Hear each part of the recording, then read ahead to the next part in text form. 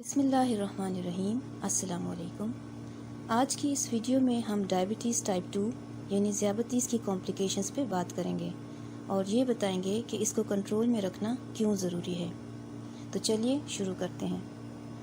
Sugar جو کہ ایک پریونٹیبل اور مینیجیبل بیماری ہے، تو پھر کیا وجہ ہے کہ اس کے نقصانات بہت ہوتے ہیں اگر اس کو کنٹرول میں نہ رکھا جائے۔ اس کی وجہ یہ ہے کہ جب تک یہ جان نہ لیا جائے کہ یہ ہمارے جسم کو کس طرح سے نقصان پہنچاتی ہے، جس میں دل، دماغ، شریانیں، گردے، جگر، آنکھیں اور اعصابی نظام شامل ہیں، تو اگر شوگر کنٹرول نہیں کریں گے تو یہ ہمارے جسم کے ان سارے اعضاء کو بری طرح متاثر کرے گی۔ ہمارے جسم میں انسولین خون میں شامل گلوکوز کو کنٹرول کرنے میں مدد دیتی ہے۔ انسولین ایک ہارمون ہے جو پینکریاس یعنی لبلبہ میں بنتی ہے اور خون میں سیکریٹ ہوتی ہے۔ یہ انسولین خون میں شامل گلوکوز کو سیلز کے اندر داخل کرنے میں اہم کردار ادا کرتی ہے، اور ان سیلز کے اندر یہ گلوکوز ہمیں توانائی مہیا کرتی ہے، جس سے ہمارے پٹھوں کے سیلز اور دماغ کے سیلز کو انرجی ملتی ہے۔ یہ گلوکوز ہمارے جگر اور فیٹ سیلز میں بھی سٹور ہوتی ہے۔ ذیابطیس یعنی ٹائپ 2 ڈائبٹیز اس وقت لاحق ہوتی ہے جب خون میں انسولین کی مقدار کم ہو جائے، یعنی یا تو پینکریاس انسولین خارج کرنا کم کر دے یا پھر ہمارا جسم انسولین کو اچھی طرح سے استعمال کرنے کے قابل نہ ہو، یعنی ہمارے جسم میں اس انسولین کو استعمال کرنے میں کوئی رکاوٹ یعنی ریزسٹنس پیدا ہو جائے۔ ان دو وجوہات کی وجہ سے ہمارے خون میں گلوکوز کی مقدار بڑھنی شروع ہو جاتی ہے، جس کو ہم ہائپر گلائسیمیا کہتے ہیں، جس سے ڈائبٹیز ٹائپ 2 لاحق ہو جاتی ہے۔ اس ہائپر گلائسیمیا کی وجہ سے گلوکوز خون میں جمع ہونا شروع ہو جاتی ہے اور اس اضافی گلوکوز کی مقدار شوگر کے علامات ظاہر کرنا شروع کر دیتی ہے، جس میں نظر کا دھندلا ہو جانا، تھکاوٹ، بھوک کا زیادہ لگنا، زیادہ پیاس محسوس ہونا اور بار بار پیشاب کا آنا شامل ہیں۔ ذیابطیس ایک کرونک لائف لانگ بیماری ہے، اس لیے اس کو کنٹرول میں رکھنا بہت ضروری ہے۔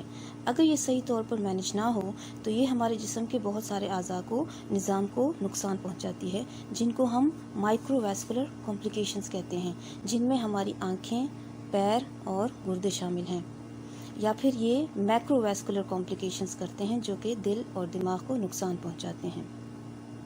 مائکرو ویسکولر کمپلیکیشنز کی وجہ سے ہماری آنکھوں کی بینائی متاثر ہو سکتی ہے، یا اس کی وجہ سے بینائی مکمل ختم بھی ہو سکتی ہے۔ اس کو ہم ڈائبیٹک ریٹینوپیتھی کہتے ہیں۔ ہائپر گلائسیمیا ہمارے اعصابی نظام کو بھی نقصان پہنچاتی ہے، جس کو ہم ڈائبیٹک نیوروپیتھی کہتے ہیں، اور یہ خاص طور پر پیر اور ٹانگوں کے نروز کو متاثر کرتی ہے۔ یہ ہائپر گلائسیمیا اگر کنٹرول میں نہ ہو تو یہ وقت کے ساتھ ساتھ ہمارے گردوں پر بھی بہت برے اثرات ڈالتی ہے، اور گردوں کا فلٹرنگ کا عمل متاثر ہو جاتا ہے، جس کی وجہ سے پیشاب میں پروٹین آنا شروع ہو جاتا ہے، جسے مائکرو البومینوریا کہتے ہیں۔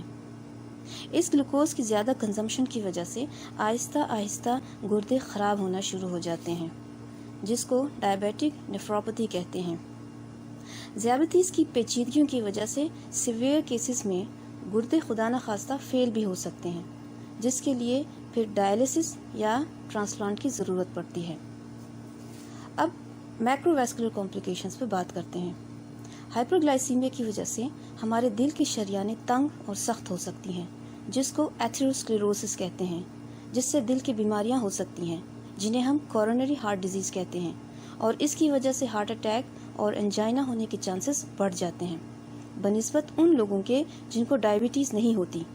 ذیابطیس کے مریضوں کا کولیسٹرول بھی اگر زیادہ ہو تو یہ دل کی بیماریوں اور ہارٹ اٹیک کے چانسز کو مزید بڑھا دیتی ہیں۔ اس ایتھیروسکلیروسس کی وجہ سے سٹروک یعنی فالج بھی ہو سکتا ہے، اور وہ لوگ جن کو ڈائبٹیز ہو ان میں سٹروک ہونے کا خطرہ دگنے سے بھی زیادہ ہو جاتا ہے بنسبت ان کے جن کو ڈائبٹیز نہیں ہوتی۔ اس وقت پوری دنیا میں ہر 10 سیکنڈ میں 2 لوگ ڈائبٹیز کا شکار ہوتے ہیں، اور ہر 10 سیکنڈ میں ایک انسان کی موت واقع ہو جاتی ہے ڈائبٹیز کی پیچیدگیوں کی وجہ سے۔ اس لیے یہ بہت ضروری ہے کہ تمام احتیاطی تدابیر اور جدید علاج کے آپشنز کو اختیار کیا جائے تاکہ اس بیماری کی پیچیدگیوں سے بچا جا سکے۔ امید کرتی ہوں آپ کو یہ معلوماتی ویڈیو پسند آئی ہوگی۔ اپنا بہت سارا خیال رکھیے۔ آپ کے سننے کا بہت شکریہ۔